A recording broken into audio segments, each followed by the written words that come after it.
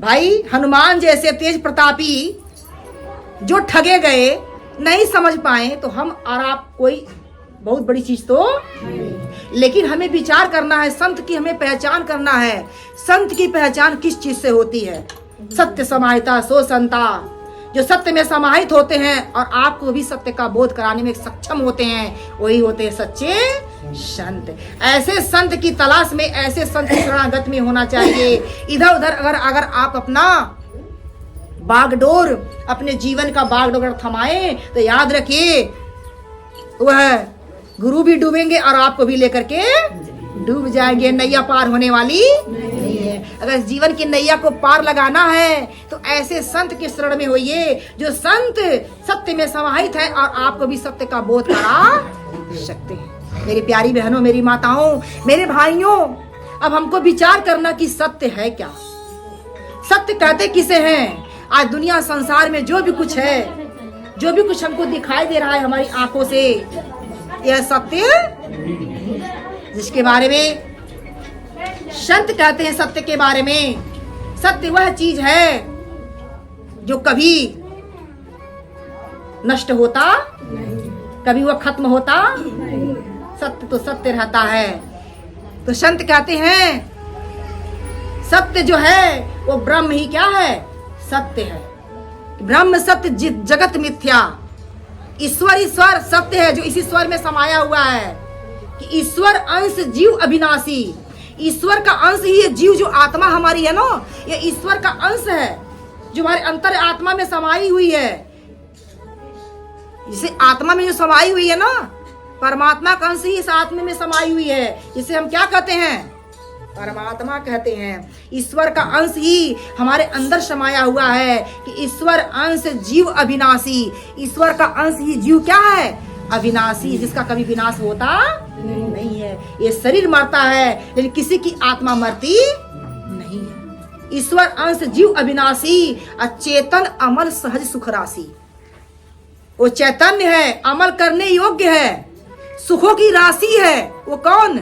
ईश्वर का अंश जीव अविनाशी, जिसका ध्यान हम आप ही नहीं कि विधि हरि हरि जाको ध्यान धरते हैं, मुनि जन सहस 88 सोई हंस ते रे घट माही, और अलख पुरुष अविनाशी, जिसका ध्यान ब्रह्मा विष्णु महेश भी धरते हैं कि विधि हरि हर जाको ध्यान धरत है, अब मुनि जन सहस 88 सोई हंस तेरे घट माही। किसका ध्यान धरते हैं? उस हंस का। जानते हैं हंस किसे कहते हैं? इस आत्मा को हंस कहते हैं। भजन गाते हैं ना कि उड़ जा रे हंसा पवन बन के, इस दुनिया में तेरा नहीं, इस दुनिया में तेरा कोई नहीं। भजन तो गाते हैं ना। शरीर तो नहीं उड़ता है ना, शरीर तो यहीं पर रहता है ना। निकलता क्या है? हंस निकलता है, वो प्राण निकलता है जो किसी का मरता नहीं। ये आत्मा नहीं मरती मेरे प्यारे भाइयों, मेरी बहनों, ये आत्मा नहीं मरती है, ये शरीर मरता है। कि आत्मा वही रहती, चोले बदल जाते हैं। आत्मा वही रहती, चोले बदल जाते हैं। जैसे शरीर से, जैसे शरीर से पुराने कपड़े बदल जाते हैं। जैसे शरीर से पुराने कपड़े आपके बदल जाते हैं, वैसे ठीक इसी प्रकार यह शरीर भी क्या होता है? बदलता है। यह शरीर रहने वाला नहीं है। 4 दिन की चांदनी, फिर अंधेरी रात है। इसी 4 दिन की चांदनी में अगर आप चलेंगे ना तो आपको राह मिलेगा। जब वो अंधेरी रात आ जाएगी, यानी 84 लाख में अगर आप चले गए, तो ये ऐसा वह समय है जिसमें रास्ता किसी को मिलता नहीं। और अंधेरे में चलने वाले को कभी किसी को रास्ता मिला है? रास्ता मिलता नहीं है। हर राह में हमें उजाला चाहिए, प्रकाश चाहिए। जिस राह में उजाला नहीं है, जिस राह में प्रकाश नहीं है, वह राह इतनी आसान होती, उसे मंजिल उसकी नहीं मिलती। तो हमारी इस राह के उजागर करने वाले मार्गदर्शक बस मात्र हमारे जीवन में गुरु होते हैं। कौन होते हैं? गुरु होते हैं। मेरी प्यारी बहनों, मेरे भाइयों, जिसके जीवन में गुरु नहीं है उसका जीवन कभी शुरू होता कहीं भी देख लीजिए। क्यों ना अपने बच्चों को ही आप अपने पढ़ाना चाहते हो, अपने बच्चों को अगर पढ़ाना चाहते हो, जो है अपरा विद्या, क्या है? अपरा विद्या, जो इस संसार के अंतर्गत है, वो अपरा विद्या को पढ़ने के लिए भी गुरु की आवश्यकता नहीं होती है। उस अपरा विद्या को पढ़ने की, जैसे अपरा विद्या हो गया, इंजीनियर बन जाना, पढ़ लिख करके डॉक्टर बन जाना, संसार के जहाँ से भी जो भी कुछ आप सीख लेते हैं, ये सब अपरा विद्या के अंतर्गत आता है। जो अपरा विद्या यहीं तक है, संसार तक है। जब तक आप संसार में हैं, दुनिया जहान में है, तब तक वो अपरा विद्या काम आती है। लेकिन जैसे दुनिया संसार से आप जाते हैं तो अपरा विद्या काम आती, लेकिन परा विद्या जो हमारा यहाँ भी काम आता है और हमारा परलोक भी सुधारता है। जो परा विद्या, जिसके जीवन में गुरु मिलते हैं, उसी को परा विद्या का बोध होता है। गुरु का अर्थ होता है गु मने अंधकार, रू मने प्रकाश। विचारणीय बात है मेरी प्यारी बहनों, मेरी माताओं, मेरे भाइयों। अब यहाँ पर संत जी बार बार समझा रहे हैं कि धन लाखे करोड़ों कमाया, कर पापे कपट छल माया, माया संग ना तेरे चली, नाम जप ले घड़ी दो। लेकिन सेठ जी को कुछ समझ में आ नहीं रहा। सेठ जी कहते हैं, अरे संत जी, अभी मेरे पास नाम जप करने का टाइम, अभी मुझे भगवान का भजन करने के लिए मेरे पास फुर्सत नहीं है, मेरे पास बहुत काम है, बहुत काम है।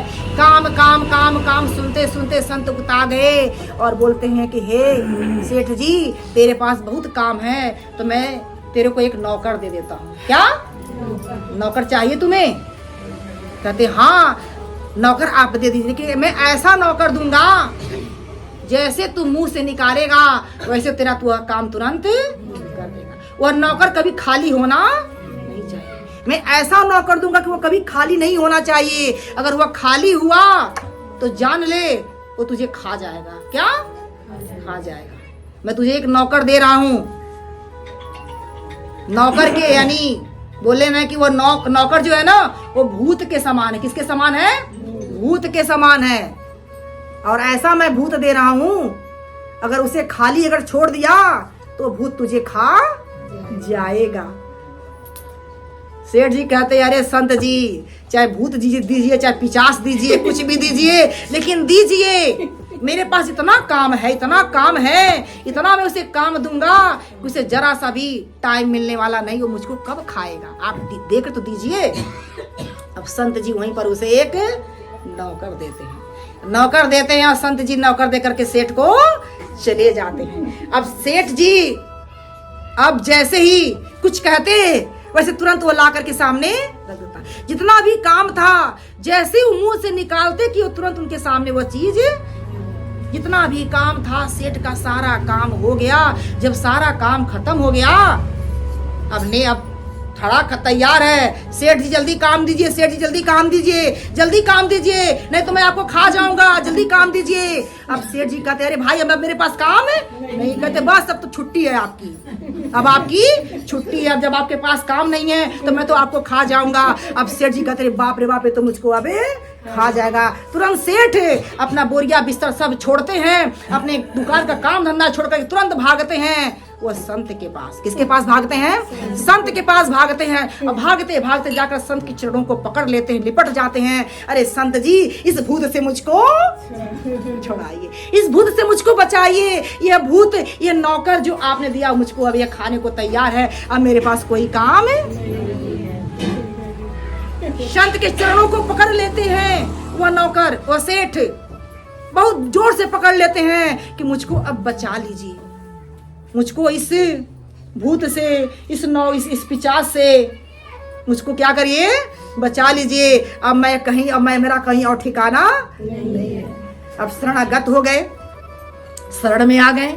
तो जो संत होते हैं वो शरणागत कहलाते हैं। जो शरण में आते हैं उसकी वर अच्छा ध्यान देंगे आप लोग। कहानी बहुत सुंदर है, लेकिन समझने के लिए, सुनने के लिए बस नहीं है, इसे समझने के लिए है। अब संत जी वहीं पर क्या करते हैं, एक बांस देते हैं। क्या देते हैं? ध्यान देंगे आप लोग। बांस देते हैं। क्या देते हैं? और कहते हैं हे सेठ जी ले जाओ अपने बीच आंगन में इसको गाड़ देना, इसे बीच आंगन में गाड़ देना और इससे दिन भर काम ले, जितना तुम्हारे पास काम हो सब काम लेना, अंका बंका दिल्ली बंबई हर जगह जहां भेजना तहां भेज देना, जहां से भी जो भी काम करवाना सब काम करवा लेना। जब सारे काम छूट जाए, जब सारे काम खत्म हो जाए, तो जब ये खड़ा हो जाए तो उससे कहना अब मेरे पास अब कुछ काम नहीं, अब एक काम कर, तू खंबे पर चढ़ और चढ़ और उतर, इसी खंबे पर अब तू चढ़ और उतर है, यही काम उसको दे देना। तब जो यह नौकर बस में आने वाला, यह भूत बस में आने वाला है, ऐसे बस में आने वाला नहीं है। मेरी प्रिय बहनों, मेरी माताओं, मेरे भाइयों, अब संत जी अब वह दे देते हैं बांस। विचारणीय बात है। अब संत जी सेठ जी को जब बांस दे दिए, अब सेठ जी बीच आंगन में गाड़ दिए। अब दिल्ली बंबई कलकत्ता उसको खूब दौड़ा रहे हैं, खूब भगा रहे हैं। जब भागते भागते जब सारा काम, जब हर जगह भाग के जब आया तो कहता चल अब इसी पर चढ़ और उतर। अब चढ़ने उतरने का साधन संत बता दिए, चढ़ उतर रहा है, चढ़ उतर रहा है। तब इस कहानी से हमको ये सीख लेना है, सेठ कोई और नहीं है, सेठ हम और आप ही हैं। हम आप सेठ हैं जो अपने काम धंधे से, हमको हमारे पास टाइम होता, फुर्सत नहीं है, टाइम नहीं है, बहुत काम है। और ये कौन कहलाता है? ये हमारे अंदर जो मन है ना, वह कहलाता है। अभी आप यहाँ पर बैठे हैं ना, मन न जाने कहाँ कहाँ से कहाँ सैर करके आ जाता है, गांव चला जाता है, मुल्क चला जाता है, आपके जहाँ मुल्क कहते हैं ना गांव को, मुल्क चला जाता है, दिल्ली चला जाएगा, बहन के पास चला जाएगा, पति काम करने के लिए गए उनके पास चला रहे, हमारे पति देव खाना खाए कि हर जगह चला जाएगा। ये मन जाकर तुरंत फिर आपके पास आ जाता है। और फिर अब कहते खाली मन शैतान का। जब आप खाली होते हैं तो बैठ जाते चार के बीच में, तो अनेकों अच्छी बुरी बातें भी करते हैं, इनकी शिकायत, उनकी चुगली, उनका ये, यानी दुनिया में यह है इसको। और इसे खाली, अगर खाली हुआ तो आप एकदम बेचैन, आप परेशान होते हैं। खाली मन क्या कहते हैं? खाली मन क्या होता है? शैतान का होता है। खाली मन शैतान का। अब यही मन अब जो है, अब कहने लगे ना, कहे अब मेरे पास टाइम नहीं है, सेठ बोला टाइम नहीं है, तो मन रूपी शैतान संत ने उनको दिया, नौकर दिया। अब वो सारे काम फटाफट कर देता था, मिनटों नहीं लगता, सेकंडों नहीं लगता। अब फिर खाली जब होता था तो उसको खाने को तैयार। और जब खाली हो गए सेठ जी तो संत के पास जाते हैं, तो संत जानते क्या देते हैं? ज्ञान रूपी खंबा देते हैं, ज्ञान रूपी खंबा देते हैं, नाम रूपी खंबा देते हैं। नाम, वो प्रभु परमात्मा का नाम देते हैं, नाम दान देते हैं, जिसको ज्ञान के द्वारा पाया जाता है। अब नाम रूपी दान जब मिल गया सेठ जी को, जब नाम रूपी दान लेकर के आते हैं, तब क्या है भाई, अब मन रूपी जो नौकर है, जो शैतान है, इसे सारा काम करा लिए। सब काम कराने के बाद चुपचाप बैठ जाते हैं। खंबा कहाँ है? ये श्वास रूपी खंबा जो चल रहा है, ऊपर जाता है और कहते फिर अब इसे ऊपर चढ़ाओ और नीचे ले आओ। जो विधि, इस विधि को ज्ञानी ही समझ पाता, अज्ञानी समझ पाता नहीं है। जब बैठते हैं साधना में, ध्यान में बैठते हैं, तो नाम रूपी जब खम्भे में लग जाते हैं तो सुरती ऊपर ले जाती है, फिर नीचे आती है, फिर ऊपर जाती, फिर नीचे आती। इस मन को उसमें ही लगा देना, उस नाम में लगाना है। जब मन खाली हो तो प्रभु के नाम सुमिरन में हमें से लगा देने से कभी खाली छोड़ना नहीं चाहिए। विचारणीय बात है, आज हमें भी वही खंभे की आवश्यकता है, क्योंकि जब तक वह नाम रूपी खंभा, वह नाम रूपी दान हमको नहीं मिलेगा, हमारे जीवन का कल्याण होने वाला नहीं है।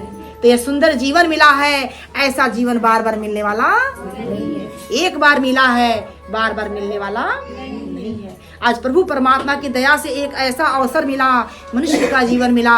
ये मनुष्य का जीवन पाने के बाद बस हम क्या करते हैं? बस उसी काम धंधे में उलझ करके अपने समय को क्या करते हैं? बर्बाद करते हैं। तो क्या कहते हैं संत कि उनकी करुणा में कोई कमी है नहीं, पात्रता में हमारी कमी रह गई, उनकी करुणा में कोई कमी है नहीं। पात्रता में हमारी कमी रह गई, पात्रता में हमारी कमी रह गई। देव दुर्लभ दिया ते है हमको प्रभु, जो है आधार सुख साधनों का दीन। देव दुर्लभ दिया ते है हमको प्रभु, जो है आधार सुख साधनों का दीन। ममता में कोई कमी है नहीं, उनकी ममता में कमी है नहीं। पुत्रता में हमारी कमी रह गई, पुत्रता में हमारी कमी रह गई। उनकी करुणा में कोई कमी है नहीं, उनकी करुणा में कोई कमी है नहीं। पात्रता में हमारी कमी रह गई, पात्रता में हमारी कमी रह गई। रोज आकर के मिलते हैं हमको प्रभु, रोज आकर के मिलते हैं हमको प्रभु, फिर भी हमने ना उनको निहारा कभी, फिर भी हमने ना उनको निहारा कभी। रब के उगने में कोई कमी है नहीं, रब के उगने में कोई कमी है नहीं, रब के उगने में कोई कमी है नहीं। नेत्रता में हमारी कमी रह गई, नेत्रता में हमारी कमी रह गई। उनकी करुणा में कोई कमी है नहीं, उनकी करुणा में कोई कमी है नहीं। पात्रता में हमारी कमी रह गई, पात्रता में हमारी कमी रह गई। मेरी बहनों, मेरी माताओं, मेरे भाइयों, संत कहते हैं कि उनकी करुणा में कोई कमी है नहीं, अब पात्रता में हमारी, उस प्रभु में कोई कमी नहीं। प्रभु ने देव दुर्लभ दिया दे हैं हमको प्रभु, जो देवताओं को भी दुर्लभ है जीवन है। हमारा और आपका जो जीवन मिला है ना, देव दुर्लभ है। देवता भी शरीर को पाने के लिए तरस रहे हैं। देव दुर्लभ दिया दे हैं हमको प्रभु, जो है आधार सुख साधनों का विमल। जो सारे सुख सुविधा भी आपको मिला, लेकिन वही है कि उनकी ममता में कोई कमी है नहीं। अब पुत्रता में हमारी, प्रभु के ममता में कोई नहीं कमी है। वो हमारे माता पिता भरपूर अपनी ममता लुटा रहे हैं, लेकिन हम अभागे जीव जो हैं उनकी ममता को समझ पाते। ठीक किस प्रकार जैसे सूर्य के उगने में रवि, सूर्य को कहा जाता है ना रवि, कि रवि के उगने में कोई कमी है नहीं। सूरज निकलता है ना, भरपूर प्रकाश देता है, लेकिन अगर अपनी आंखें हम बंद कर लें, क्या हमको नजर आएगा? नजर आने वाला कि सूर्य के द्रव्य के उगने में कोई कमी है नहीं, अन्यत्रता में हमारी कमी रह गई। उनकी करुणा में कोई कमी है नहीं, अब पात्रता में हमारी कमी रह गई। मेरी प्रिय बहनों, मेरी माताओं, ये सुंदर जीवन मिला, इतना सुंदर जीवन मिला, ये बार बार मिलने वाला नहीं। प्रभु कृपा से मिला है, एक बार मिला है, ये बार बार मिलने वाला नहीं है। प्रेम से बोलो सतगुरुदेव भगवान की जय, बोलो साचे दरबार की जय, सत्य सनातन धर्म की जय, वृंदावन बिहारी लाल की जय। प्रेम से बोलो सतगुरुदेव भगवान की जय, बोलो साचे दरबार की जय, सत्य सनातन धर्म की जय, वृंदावन बिहारी लाल की जय।